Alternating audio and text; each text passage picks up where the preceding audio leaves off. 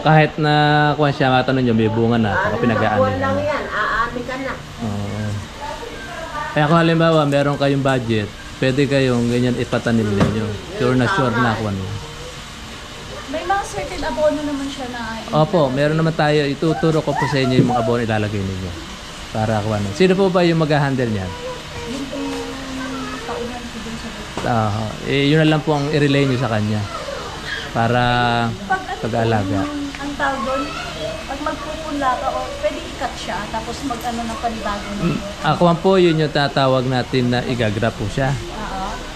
Yan po kasi, direct mula po yan sa buto, tapos dinudugtungan ng talagang kalamansi. Iba naman, marketed. Hindi naman po advice po sa atin na marketed dito.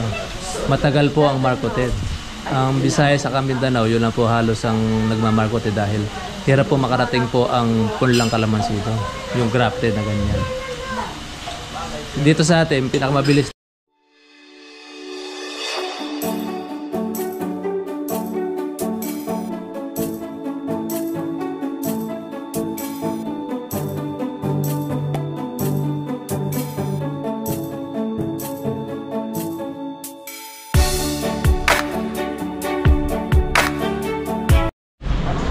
Magandang umaga po sa ating lahat, mga katribya, mga kapabers. Dahil sa kuya po, siya hindi ating bababa po yung ating punla.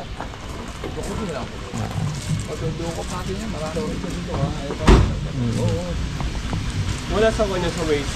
Napunta lang yan. Oo. Asan daw bababa? Diyan na siguro yan.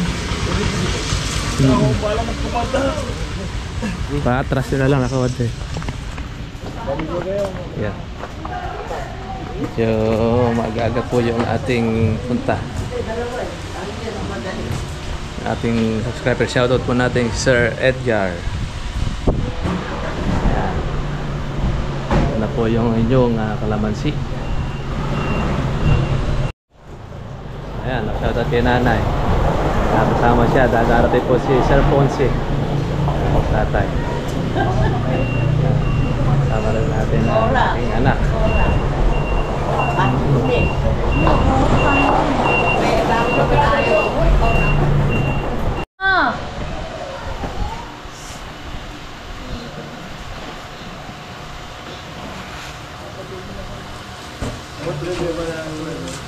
Oo. Ibababa na rin natin sa Bonifacio yan.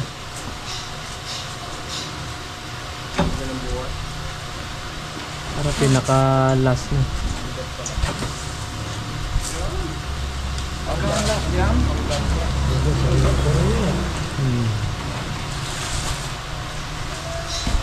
Bonifacio na ba yan? Eskwela. Doon kala Ponce. Dahil isang daan niya sa Mingan po. Nandiyan ba yung pambaba sa Mingas?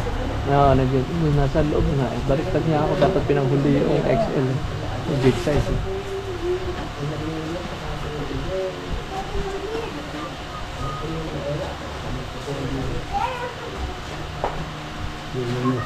Yun siguro yung nakalawing niya. Kasi nabahala ko na siya ng pauli. Ito, at least na malalaki.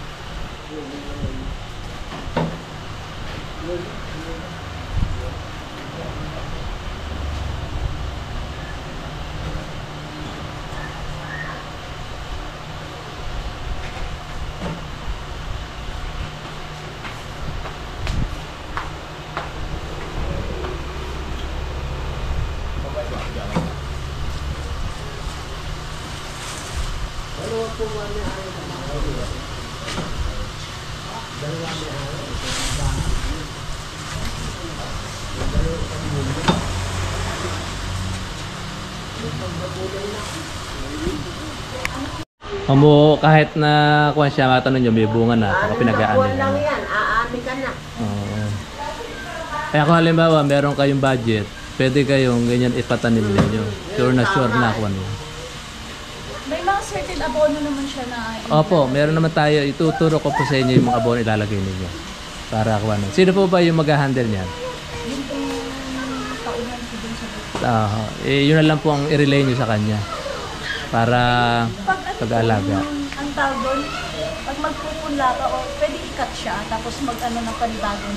Ako man po yun yung tatawag natin na igagrap po siya. Oo. Yan po kasi direct mula po yan sa buto tapos dinudugtungan ng talagang kalamansi.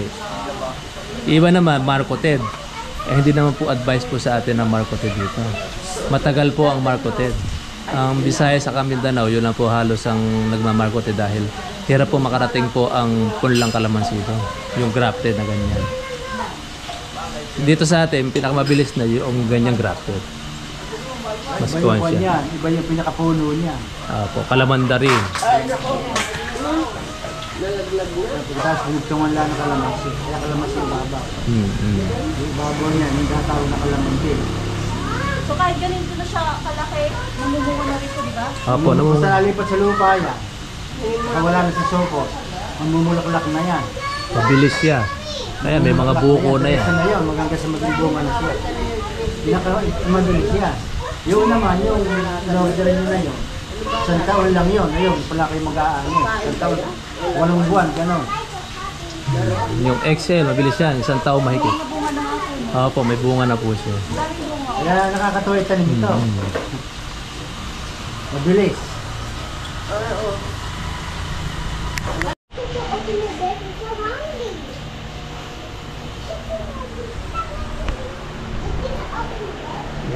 Isa pala sa problema ni Kuya, yung pong patubig. Mahirap ang tubig sa kanila.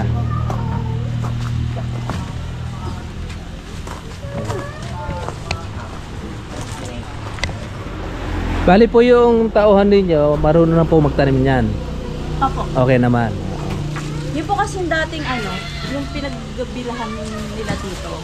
Bali, sila na rin po yung nagtanim doon. Parang package na. Walang package na sila.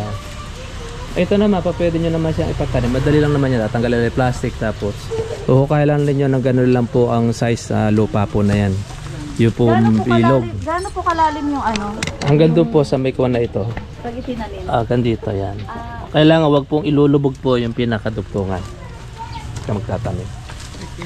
hanggang dito po.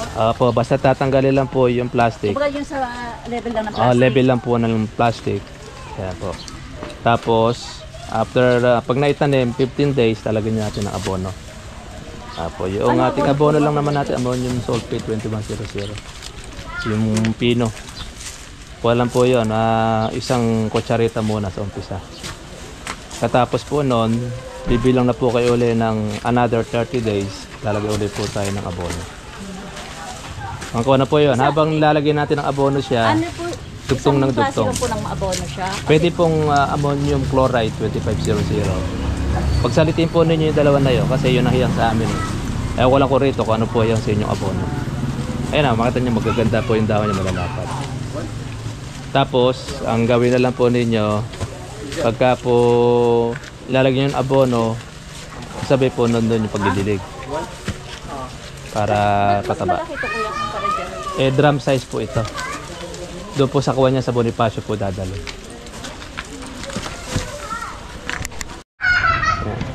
Kaya naman po meron siyang insekto na dumapo.